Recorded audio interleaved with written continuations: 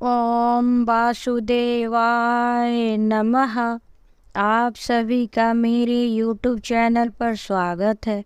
मैं आज आप सभी को एकादशी के बारे में बताऊंगी। कार्तिक मास के कृष्ण पक्ष में जो एकादशी पड़ती है उसे हम रमा एकादशी के नाम से जानते हैं।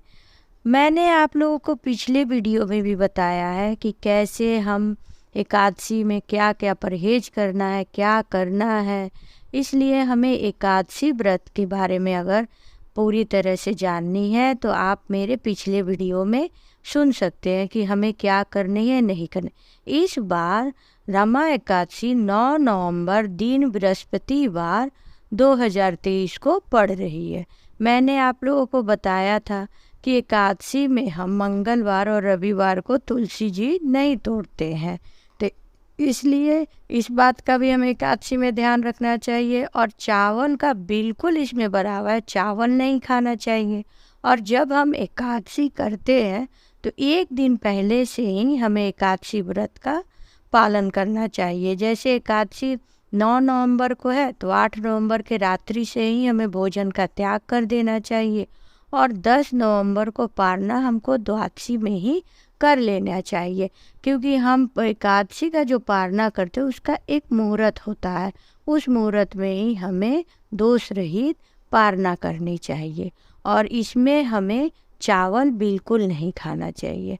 अब 9 नवंबर की सुबह जब उठेंगे तो सबसे पहले हम संकल्प लेते हैं कि हे भगवान, हे वासुदेव, हे कृष्ण, हे श्री हरि, आपकी मैं व्रत करने जा रही हूँ, आप उसे बिना किसी विघ्न बाधा के पूर्ण करिएगा। उसके बाद से हम स्नान ध्यान करके मंदिर में जो अपना दिनचर्या का पूजा होता है वो हम करेंगे। फिर अलग से एक चौकी रखेंगे रंगोली बना के उसके ऊपर, और हम विष्णु भगवान को इसमें चावल का आसन नहीं देना, तिल का आसन देंगे और भगवान के मूर्ति को रखेंगे। लेकिन अगर आपके पास छोटी सी मूर्ति पंच धातु की है तो आप पंचामृत से उसका स्नान भी करा सकते हैं। अगर आपके पास नहीं है तो आप फोटो रख सकते हैं श्री हरि और लक्ष्मी माता की भी, चावल का दे के आसन रख दीजिए। फिर उसके आगे एक छोटी सी गणपति जी को भी आसन दे के तिल का आसन दे के रखिए और उनको भी तिल का आसन दे दीजिए। और एक कलश की स्थापना करेंगे, तिल से ही हम अष्टदल बनाएंगे, कंठ तक जल भरेंगे और उस कंठ पे हम कलावा बांधेंगे, हल्दी सिक्का उसमें डालेंगे, सुपारी डालेंगे और दुर्वा डालेंगे, फूल डालेंगे। उसके बाद से हम उसको एक तिल के प्लेट से ढकेंगे, जब कलश को आम का पल्लो रख के तो तिल भर देंगे और उसके ऊपर गाय का घी हम का दीप जला देंगे, या कोई नारियल रखना चाहे तो नारियल भी रख सकते हैं। उसके बाद से हम दुर्वा से लेके पहले जल का छिड़काव करेंगे, मतलब मनन स्नान कराएंगे। पहले कोई भी कार्य हम गणपति जी के से शुरू करते, गणपति जी का स्नान कराएंगे, फिर श्री हरि के जो मूर्ति या फोटो रहेगा उसको कराएंगे, उसके बाद कलश का भी कराएंगे। फिर हम गणपति जी को सिंदूर लगाएंगे, फिर श्री हरि को चंदन लगाएंगे, लक्ष्मी माँ को सिंदूर लगाएंगे और हल्दी कुमकुम हम कलश की भी पूजा करेंगे। फिर उसके बाद से हम जनेऊ अर्पित करेंगे, माता को हम चुंदरी चढ़ाएंगे, भगवान को जनेऊ अर्पित करेंगे, मतलब कि वस्त्र समर्पित की। उसके बाद से धूप दिखाएंगे, दीप दिखाएंगे, फिर हम भोग लगाएंगे। भोग लगाने में हम ऋतु फल लगा सकते हैं।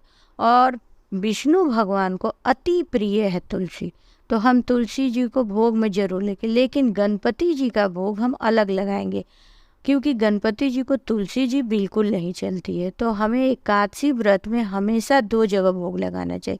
जैसे और पूजा हम करते तो एक ही जगह भोग लगा देते, उसमें कोई ये नहीं है। लेकिन हमको एकादशी में बिल्कुल इस बात का ध्यान रखना चाहिए कि श्री हरि को तुलसी चढ़ेगी उनके भोग में और गणपति जी को नहीं चढ़ेगी, तो 2 जगह हम भोग लगा देंगे। और उसके बाद से हम जो पुस्तक रहेगी एकादशी व्रत कथा की उसकी भी हम पूजा कर लेंगे। एकादशी व्रत जो है वो साल में 24 पढ़ते हैं, कभी कभी मलमास लगा तो 26 भी पढ़ते हैं। और एकादशी व्रत जो है इसका जो पुण्य होता है इसका कभी कोई अंत नहीं होता है। हमें एकादशी व्रत जरूर करना चाहिए। अगर आप नहीं नियम से पूरा पालन कर सकते हैं तो कथा भी आप सुन सकती हैं, आप उस दिन पूजा पाठ कर सकती हैं एकादशी व्रत के दिन। फिर हम उसके बाद से एकादशी व्रत का कथा पढ़ेंगे।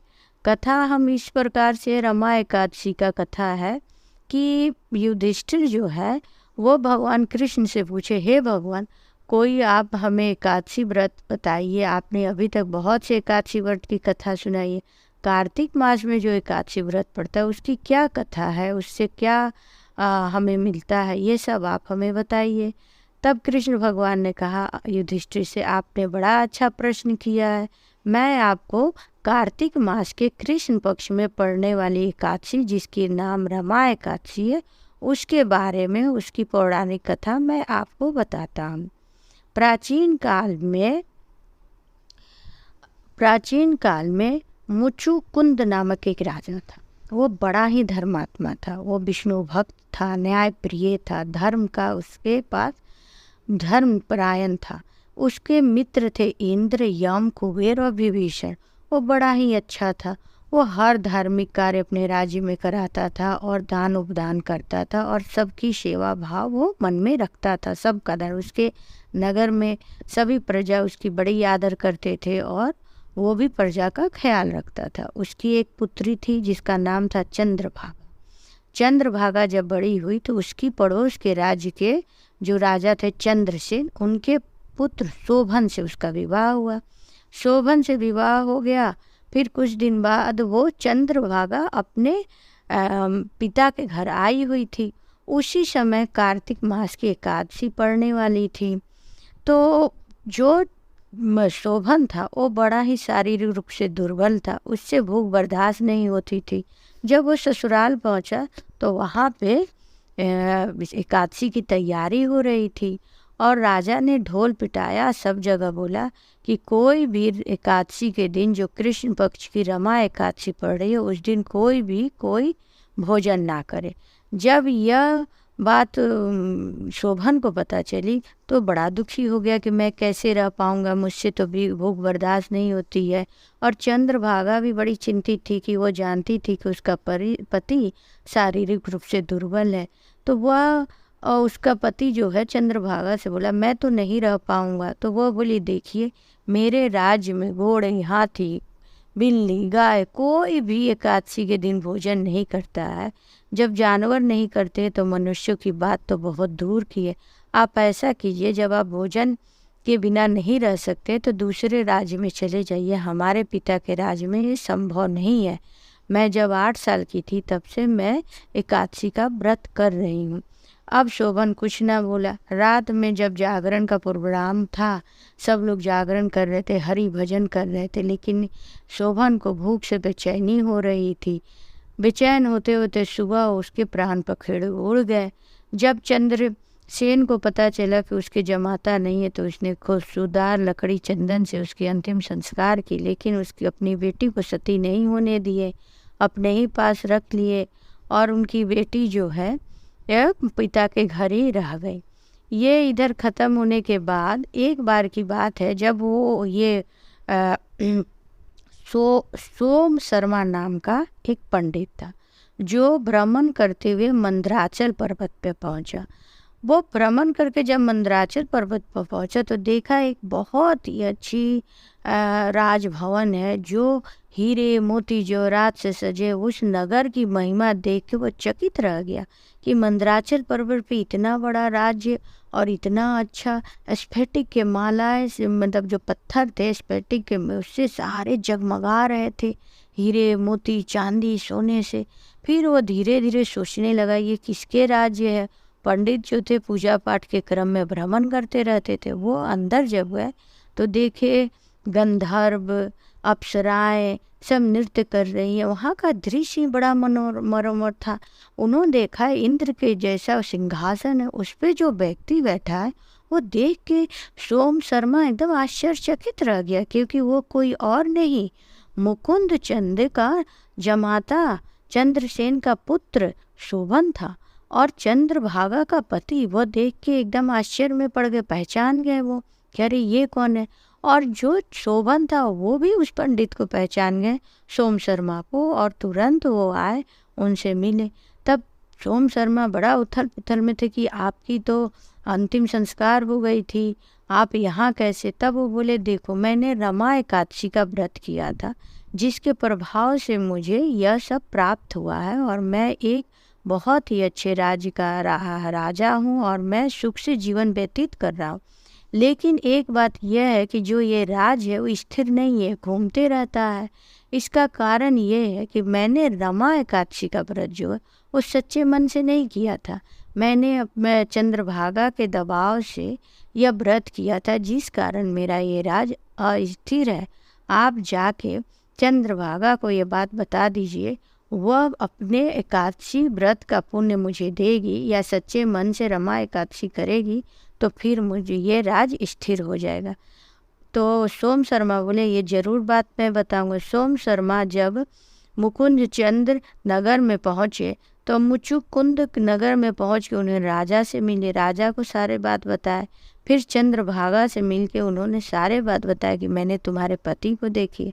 तो वह पंडित जी से कहने लगी, पंडित जी आप शायद मेरा उपहास कर रहे हैं, मेरे पति का तो अंतिम संस्कार हो चुका, वो कैसे वहाँ पे रह सकते हैं, आप हमारा मजाक न उड़ाइए। तब सोम शर्मा बोले कि पुत्री मैं तुम्हारा मजाक क्यों उड़ाऊँगा, मैं तो खुद आश्चर्यचकित था। रमा एकादशी के प्रभाव से उन्हें अच्छा राज्य मिला है, लेकिन अस्थिर है, इसलिए अस्थिर राज्य को स्थिर तुम ही कर सकती हो। ऐसा कह के वह उन्हें लेके मंदराचल पर्वत पे गए। वहाँ पर वामदेव नाम के एक ऋषि थे। ऋषि से उन्होंने सारी वृत्तांत बताई। तब ऋषि बोले कि पुत्री तुम अपना एकादशी व्रत का पुण्य दान करो, जिससे तुम्हारे पति का कल्याण होगा। फिर वह हवन की तैयारी हुई। उनका वामदेव ऋषि थे जो पूजन किए और उन्होंने एकादशी का दान दिया। उसके बाद से दिव्य ज्योति में परिवर्तित होके जो परिवर्तित होके चंद्रभागा भी अपने पति शोभन के पास पहुंच गए। वहां जब वो पहुंची तो पति को देख के वो आश्चर्यचकित थी। फिर उसने बताया कि मैंने वामदेव ऋषि के प्रभाव से आपके राज को स्थिर कर दिया। अब दोनों पति पत्नी हर प्रत्येक माह में पड़ने वाले दोनों पक्ष के एकादशी का व्रत भी करते थे और बहुत ही सुखी पूर्वक अपना जीवन यापन करते थे। इस प्रकार से मैंने आप लोग को रमा एकादशी के व्रत में बताया और आप मेरा पिछले वीडियो में भी आप देख सकते हैं कि एकादशी व्रत का क्या क्या महिमा है, कैसे पूजा करना है, क्या हमें खाना है, क्या नहीं खाना है। और जब हम ये कथा सुन लेंगे उसके बाद से हम भगवान की आरती करेंगे कपूर से। उसके बाद से हम एक टाइम ही कोई भी मीठा भोजन करेंगे, फल खाएंगे। इसमें हमें नमक नहीं खाने, अन्न और नमक का त्याग रहता है।